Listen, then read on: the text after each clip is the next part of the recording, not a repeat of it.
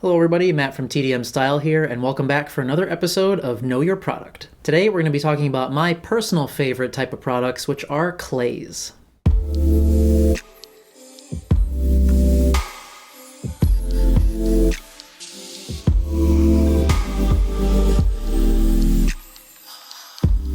So we'll be breaking this down in the same way that we did in the first episode. So we're going to talk about what actually makes a clay, what you can expect in terms of consistency and hold and styling. And then we'll also talk about hair lengths and hair types for which these products are best suited.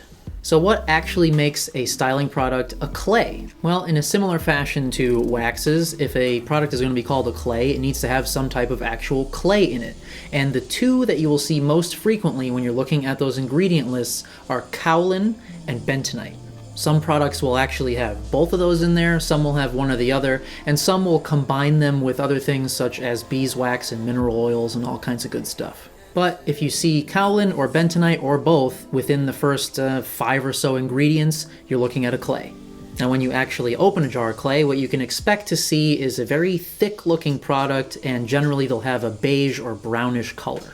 So if we take a look at a few examples I've got here, we've got things like Star Wax Clay Pomade, Baxter of California's Clay Pomade, Hanzafuko Claymation, Mattifier Hair Cement by Hair Bond. Now the main crew clay that I have here is sort of the exception. They've sort of gone with a half and half between a clay and a wax. And then we've also got these other sort of hybrid products like Hanzafuko's Quicksand, which is sort of a half and half with a clay and a dry shampoo. So what kind of styles can you expect to get from a clay? Well, generally speaking, most if not all clays tend to be a very high hold and a matte finish product. Some of them are more of a semi-matte, so you get a little bit of that wet look or a little bit of shine. But generally speaking, clays are great for high volume hairstyles that you want to remain pliable but still give you hold that lasts all day.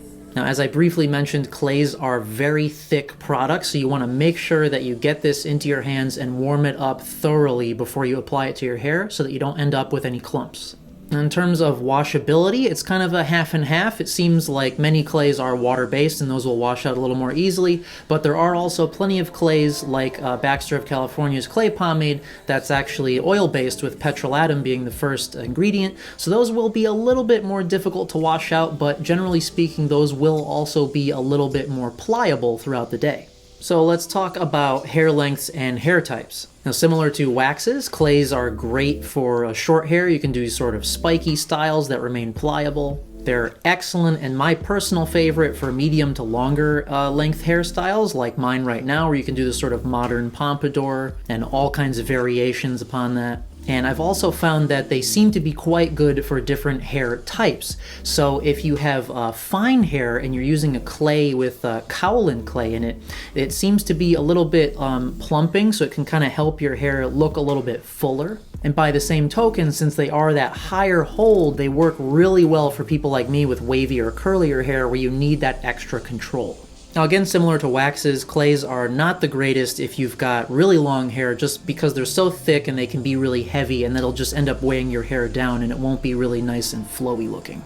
Also, I would recommend using a clay solely as a post-styler. At least in my experience, they don't seem to be very great as a pre-styler, just simply because they're so thick, and while it will go into damp hair easily, it might then become a little bit tough to get a brush through while you're blow drying, and it won't have quite the desired results. Whereas I think for a pre-styler, you'd probably be better off with something a little bit lighter, like a wax or a cream. One other thing that I've noticed about clays, and this does vary a little bit from brand to brand, but typically with clays you're going to find some healthy hair oils and things in there, but just be aware that when you style your hair with that, the next day it might be a little bit oilier than you might expect. So I would recommend for second day hair definitely using a dry shampoo, which will cut down on that extra oiliness. So I think that about wraps things up for clays. Like I said, these are my favorite type of styling products. I think just because they're so versatile. They work for, thin hair, thick hair, straight hair, wavy hair. They give you hold that lasts all day. It's going to still be pliable and soft. And while they may be a little bit more difficult to actually get into your hair and to wash out just because they're so thick, I think that's a small price to pay, if you will, for the versatility and control that you can get with them. So that about does it for today's video. If you liked this, please do hit that thumbs up down below. That'll really help me out. And if you've not yet subscribed, please hit that right down below as well, or you can click on my face in the outro coming up. As always, thank you guys so much for watching. Thanks for coming by, and we'll see you at the next one.